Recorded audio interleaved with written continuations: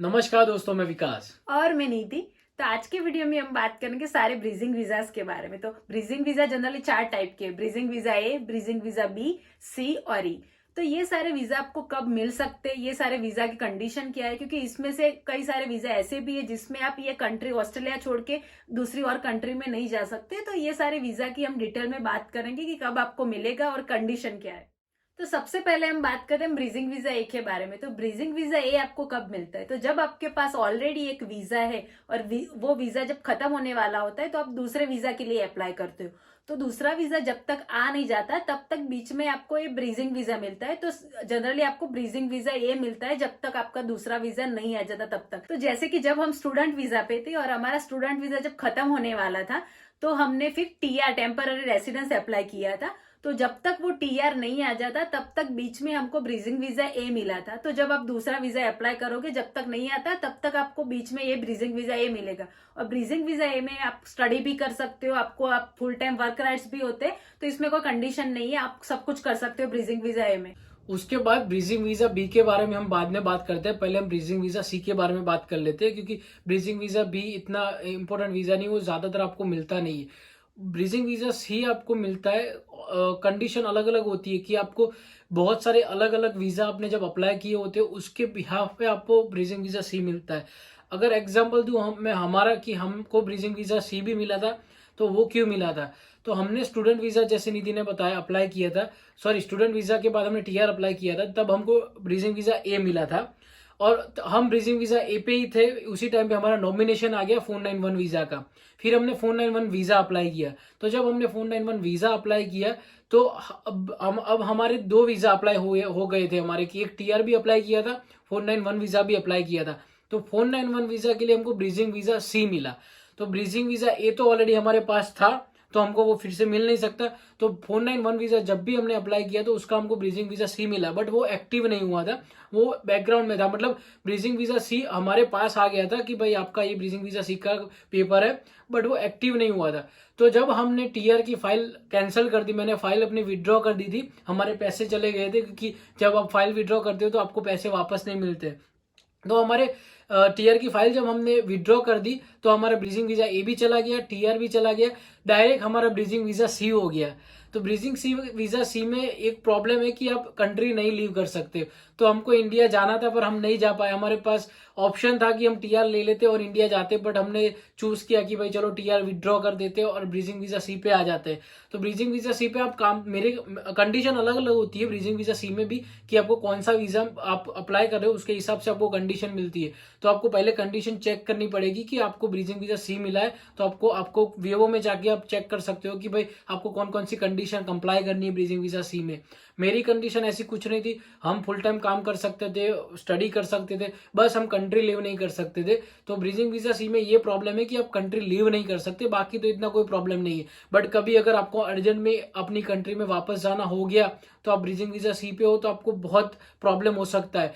मतलब rare case में वो अप्रूव करते हैं, बट वो बहुत जेन्युइन आपका रीजन होना चाहिए, तभी आपको वो जाने के लिए अप्रूवल देते हैं।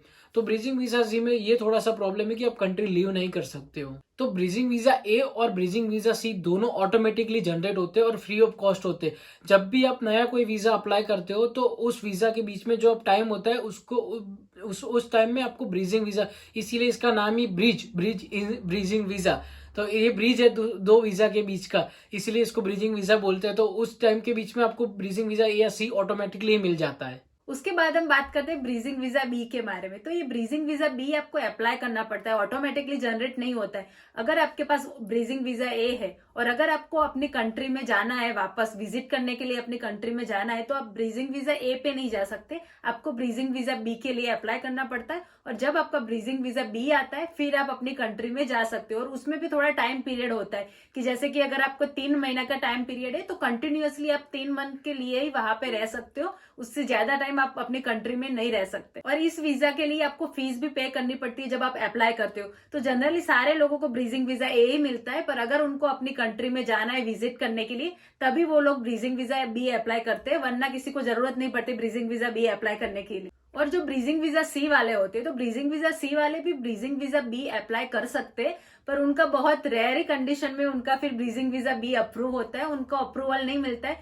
जैसे कि किसी कोई का इमरजेंसी कंडीशन है, किसी के घर में किसी को सीरियस कोई प्रॉब्लम है, ऐसा कुछ है, तो फिर उनको अप्रूवल मिल सकती है, पर इसकी कोई गारंटी नहीं, उनको ज्यादातर नहीं मिलती है। उसके बाद है फिर ब्रीजिंग वीजा ई, सबसे घटिया वीजा है, क्योंकि अगर आपके पास ये वीजा आ गया, नॉर्मली अगर आप वेबसाइट पे भी देखोगे तो उसमें ऐसा ही लिखा हुआ है कि ये टेम्पररी वीजा है, और ये वीजा तब तक के लिए आपको मिला है जब तक आप अपना वापस जाने का अरेंजमेंट कर रहे हो। तो कभी जैसे किसी का वीजा यहाँ पे कोई आ गया है, उसका सीओई कैंसिल हो गया, कई लोग होते हैं यहाँ पे आ जाते हैं अपनी स्टडी लेके, और फिर वो स्टडी सीओई मेंटेन नहीं करते, क्योंकि कोई एक कॉलेज में से आपने दूसरी कॉलेज में एडमिशन ले लिया पर आपका सीओई आपने मेंटेन नहीं किया, तो आपके पास अगर वैलिड सीओई नहीं होगा, या फिर अगर आपके पास कोई डॉक्यूमेंट्स, उनको पता चला कि भाई आप फर्जी डॉक्यूमेंट दिखा के यहाँ पे आए और पकड़े गए, तो आपको वो वापस जाने का बोलेगा अपनी कंट्री में। उस टाइम पे आप अब थोड़े टाइम के लिए आप ब्रीजिंग वीजा ई अप्लाई कर सकते हो, बट जब आप ब्रीजिंग वीजा ई अप्लाई करोगे तो आप कोई पीआर के लिए अप्लाई नहीं कर पाओगे। जैसे कि अब अगर आप ब्रीजिंग वीजा ए या सी पे हो तो आप 491, 190 वो सारे वीजा के लिए अप्लाई कर सकते हो, बट ये ब्रीजिंग वीजा ई में आप नहीं अप्लाई कर सकते हो। कई होता है कि भाई किसी को अगर कोई फैसला उनको फेवर में नहीं आया तो वो फिर कोर्ट में जाते हैं, तो उस टाइम पे भी वो ब्रीजिंग वीजा ई अप्लाई करते हैं। तो ये ब्रीजिंग वीजा ई इतना अच्छा वीजा नहीं है, क्योंकि इसमें चांसेस है कि आपको कंट्री लीव करनी पड़ेगी। तो आप ट्राई कर अवॉइड करना मैक्सिमम कि कोई भी अगर कोई एजेंट आपको बता रहा है कि भाई ब्रीजिंग वीजा ई ले लो, तो आप मना करना कि कोई और रास्ता दिखाओ, ब्रीजिंग वीजा ई अवॉइड करने का मैक्सिमम ट्राई करना, क्योंकि ये लास्ट ऑप्शन है ब्रीजिंग वीजा ई अप्लाई करना। वो तो ये थी सारी डिटेल्स कि ब्रीजिंग वीजा ए, बी, सी और ई में क्या क्या डिफरेंस है। और अगर आप कोई भी वीजा अप्लाई कर रहे हो तो आप ध्यान से ये सारी कंडीशन देख लेना। जैसे कि हमने ऑलरेडी बताया कि ब्रीजिंग वीजा ई, अगर आपका एजेंट या कोई आपको बता रहा है कि ब्रीजिंग वीजा ई डाल दो, तो आप सबसे पहले कंडीशन देख लेना क्या क्या है, ऐसे ही अप्लाई मत कर लेना, वरना आपके पास कोई ऑप्शन नहीं बचेगा। तो ये जनरली हमने आपको ओवरव्यू बता दिया कि सारे वीजा की कंडीशन क्या है और आप कब इंडिया जा सकते हो, अपनी कंट्री में जा सकते हो, नहीं जा सकते हो। तो अगर आपको ये वीडियो अच्छा लगा तो वीडियो को लाइक कीजिए, शेयर कीजिए और चैनल को सब्सक्राइब करना ना भूले। तो मिलते हैं फिर किसी और वीडियो में, तब तक के लिए बाय बाय।